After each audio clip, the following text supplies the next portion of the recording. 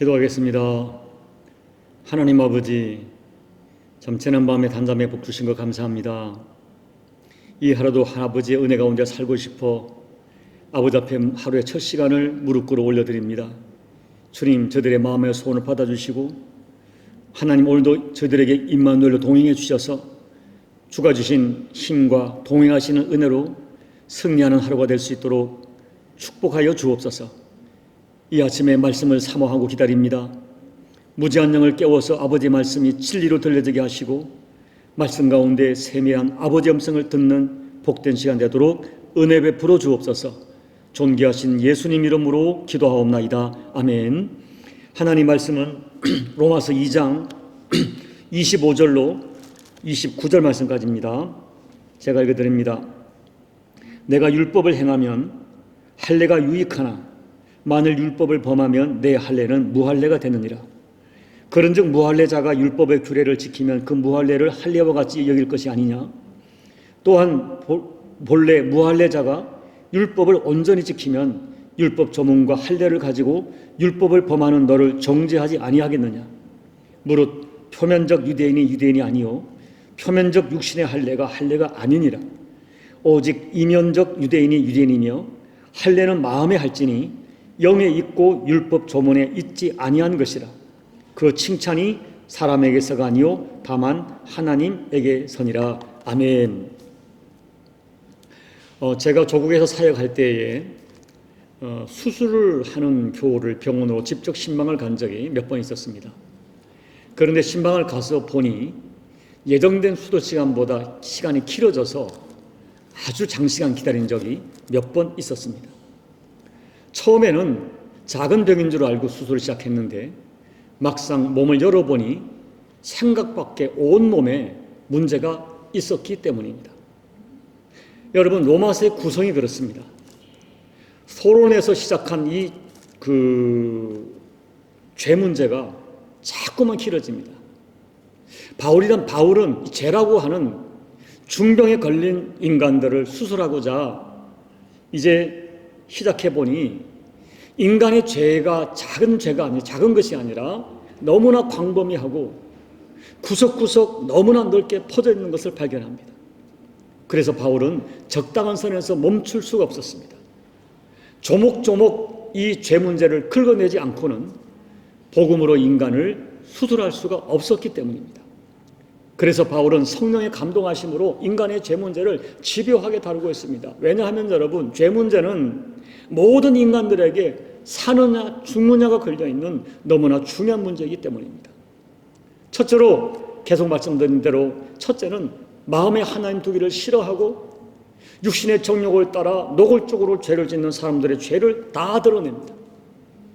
두 번째는 자기를 도덕적으로 윤리적으로 그래도 남보다 낫다고 생각하면서 다른 사람을 판단하고 정죄하고 하는 그런 사람들에 대하여 죄를 드러냅니다. 그리고 오늘 세 번째 로마서 2장 12절부터는 유대인으로 대표되는 종교인들의 그 허상을, 그들의 종교적인 실상을 신랄하게 드러냅니다. 거듭 말씀드리지만 당시의 유대인들은 하나님께서 온 세상 민족 중에 자기 민족을 특별하게 선택했다는 선민 사상을 가지고 있었습니다. 그리고 또한 그들은 토라라고 하는 율법을 가지고 있었고 그 율법을 철저하게 배우고 가르쳤습니다.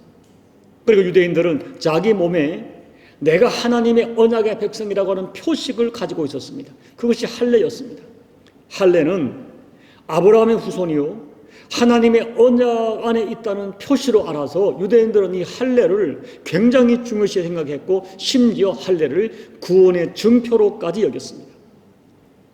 그런데 여러분, 왜 이 바울은 특별히 그 유대인들이 자랑하는 율법과 할례의 문제를 가지고 유대인들의 허상을 신랄하게 무섭게 질책합니다. 그러면 오늘 이 유대인들을 질책하는 율법이라고 하고 할례라고 하는 두 가지 구체적인 그들의 종교적인 문제를 가지고 그들의 죄를 지적하는 이 바울의 경고를 통하여 우리가 들어야 하는 하나님의 메시지는 무엇일까요? 첫째, 유대인들은 하나님 말씀을 자랑하고 가르쳤지만 정작 자신들은 말씀대로 살지 않았다는 것입니다. 이것이 유대인들의 결정적인 문제, 허상이었어요. 종교적 허상이었습니다. 자, 거듭 말씀드리지만 유대인들은 자기들은 선민이다. 그리고 우리는 선민이기 때문에 하나님께서 특별히 다른 민족에게 없는 율법을 주셨다고 자랑하고 그 율법의 조항들을 조문조문 구구절절히 암기하고 살았지만은 문제가 뭡니까? 그 율법을 껍데기로 지켰고 율법을 주신 하나님의 진짜 의도가 무엇이고 하나님의 마음, 하나님의 뜻이 무엇인지에 대해서는 관심을 기울이지 않고 귀를 닫고 살았습니다. 그리고 율법의 특권을 주장하면서 율법이 없는 이방인들을 정죄하고 판단하고 무시했습니다. 그것이 17절, 20절을 보면 유대인들은 율법 없는 이방인들을 맹인들이고 어둠에 있는 자들이고 더 어리석은 자라고 어린아이라고 여겼습니다. 그리고 그와 같은 이방인들을 자기들이 가르치는 선생으로 자처하고 있었습니다. 그런데 문제는 그들은 다른 사람을 가르쳤지만 자신들은 더 이상 배우려 하지 않았습니다. 더 결정적인 문제는 그들이 율법을 가르쳤지만 실상은 자기들은 율법을 내가 가르친 그 말씀대로 살지 않았습니다. 그것이 20절, 21절 말씀이에요. 바울의 말은 너희가 할례를 가지고 있으면서 율법을 지키지 않으면 무할례자와 같고 할례를 갖지 않은 사람들, 율법을 지키는 그 사람들이 진짜 할례자라고 말하는 것입니다. 그리고 23절, 24절에서 결론을 내립니다. 율법을 자랑하는 당신들이 율법을 어겨서 하나님을 욕되게 하고 있다. 당신들의 이중적인 삶 때문에 하나님의 이름이 이방인들에게 모독을 받는다고 경고합니다. 사랑하는 여러분, 오늘 이 유대인들을 향하여 통하여 하나님 우리 주시는 메시지가 뭡니까? 우리는 어떻습니까? 혹시 우리도 하나님의 말씀을 진리라고 확신하는데 그리고 그 말씀을 설교하고 가르치고 배우기도 하는데 문제는 과연 우리는 말씀대로 살고 있느냐 하는 것입니다. 여러분, 제가 이 교회에서 목회를 하면서 참 느끼는 안타까운 진실이 있습니다. 간혹 이 성도들 중에 교회의 직분을 집사, 권사, 장로, 목사 이것을 교회 직분을 지위로 오해하는 사람들이 있습니다. 그래서 어떤 사람은 어떤 직분을 가지면 더 이상 배우려고 하지 않습니다. 또 성경을 지식으로 많이 알고 있지만 그 말씀대로 살지는 않습니다. 그리고 큰 오해를 하고 있는 것이 내가 알고 있는 성경, 내가 성경을 알고 있는 것을 자기 신앙으로 착각합니다. 나가서는 누군가가 나를 이렇게 가르치고 조언하려고 하면 불쾌하게 생각합니다. 직분이 지위가 되어서 직분으로 교회 생활하고 직분을 신앙으로 착각하는 거예요. 오늘 이것이 바울이 강하게 지적하는 종교인의 허상이고 종교인의 이중성입니다. 두 번째, 같은 이야기지만 유대인들은 눈에 보이는 표면적 종교의 상징은 있었으나 내면의 진짜 신앙의 내용은 없었습니다. 오늘 본문에서 유대인들이 나는 하나님의 백성이라고 나타나는 가장 큰 상징이 할례였습니다. 할례를 굉장히 중요하게 여겼고 할례는 구원받은 백성의 표라고 그들은 생각했습니다. 그런데 바울은 단호하게 말합니다. 외적으로 받은 할례의 표식이 중요한 것이 아니라 그 표식에 합당한 삶을 살고 있느냐 하는 것이 중요하다는 것입니다. 유대인들이 여기에서 실패했습니다. 그들은 할례를 행하면서 표면적으로 유대인은 되었지만 그것을 중요하게 생각했지만 문제는 유대인답게 하나님 백성답게 살지는 않았습니다. 실제로 유대인들은 하나님을 유일신으로 믿은 것은 사실이었지만 하나님을 유일하게 사랑하지는 않았습니다. 율법을 자랑하고 율법을 가르쳤지만 율법의 말씀대로 살지는 않았습니다. 할례라고 하는 율법의 하나님의 백성의 표식은 가지고 있었지만 하나님의 백성답게 살지 않았습니다. 쉽게 말하면 껍데기는 있는데 속은 텅 비었습니다. 그래서 예수님께서는 그들의 상태를 회칠한 무덤 같다고 무섭게 책망하셨습니다. 이것은 무서운 죄였습니다.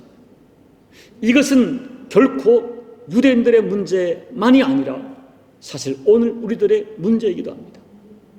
그런데 여러분, 저는 오늘 말씀을 묵상하다가 굉장히 중요한 구절 하나를 발견했습니다. 그것이 20절에 스스로 믿으니라는 말씀이에요. 스스로 믿는다. 이 말에 이런 스스로 믿는 자들이 있는데, 이 스스로 믿는 사람들의 특징은 이거예요. 내가 이 정도 기도하고 이 정도 성경을 알고 이 정도 교회에서 헌신했으니 나는 신앙인이라고 스스로 믿는 것입니다. 그리고 스스로 구원받았다고 생각합니다. 자기 스스로가 자기를 평가하고 심지어 교회 생활과 신앙 생활도 자기가 스스로 결정합니다. 더 무서운 것은 내가 말씀을 알고 있다고 생각하고 내가 알고 있는 말씀을 믿는 것이라고 착각합니다. 제가 반복할게요. 내가 성경을 알고 있는데 내가 알고 있는 성경을 내가 믿는 것이라고 스스로 착각하는 것입니다. 이것이 스스로 믿는 자들의 특징입니다. 그런데 진실은 그것이 아닙니다. 내가 스스로 인정하는 내 모습이 내가 아니고 하나님이 보시는 내 안에 숨겨져 있는 내 모습이 진실한 내 모습이요 진짜 나입니다. 결국 오늘 말씀을 통하여 바울이 경고하시는 것은 종교적 형식주의입니다. 특별히 형식주의는 교회를 오래 다녔거나 교회 리더 위치에 있는 사람들이 빠지기 쉬운 죄입니다. 하나님 앞에서 예배하고 교회 생활하고 헌신하는 것이 점점 형식이 되어갑니다. 그래서 마음 없이 예배를 드리고 마음 없이 몸이 움직이고 마음 없이 직분으로 교회를 감당합니다. 그리고 이 형식주의는 결론적으로 외식으로 변질되고 외식으로 발전하고, 외식이라는 것은 신앙이 안 좋은 정도가 아니라 하나님이 진노하시는 무서운 죄입니다. 그러기에 오늘 우리는 내 속사람이 정말 하나님을 향하여 살아있는지 진지하게 점검해 봐야 됩니다. 직분이라고 하는 껍데기로 버티는 종교 생활을 정리해야 됩니다. 내가 스스로 기준을 정하는 종교 생활을 하지 말고 성경 말씀이 말씀하는 말씀대로 예수 믿고 말씀대로 신앙생활을 해야 합니다. 여러분, 우리는 자기 상태에 대하여 정직하기로 결단해야 됩니다. 부디 하나님 앞에 스스로 예수 믿지 마시고 스스로 내가 나를 평가하지 마시고 스스로 어떤 영적 기준을 정하지 마시고 하나님의 말씀으로 하나님 앞에 나의 속사람이 정직하게 나아가셔서 진짜 신앙인으로 거듭나시는 저와 여러분이 되시기를 예수님 이름으로 간절히 권면을 드립니다. 아멘. 우리 463장을 찬양하겠습니다. 463장. 신자 되기 원합니다. 진심으로 신자 되기 원합니다. 진심으로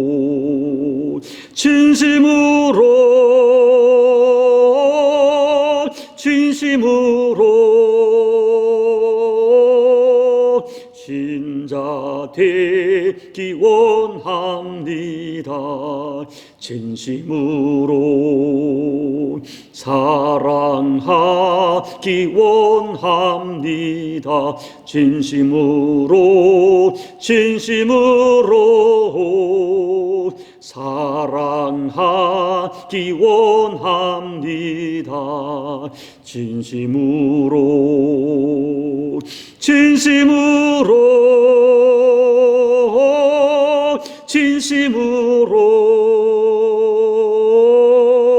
사랑하기 원합니다. 진심으로 거룩하기 원합니다. 진심으로 거룩하기 원합니다. 진심으로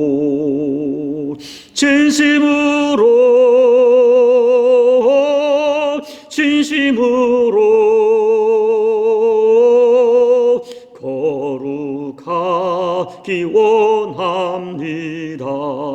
진심으로 예수 닮기 원합니다. 진심으로 예수 닮기 원합니다. 진심으로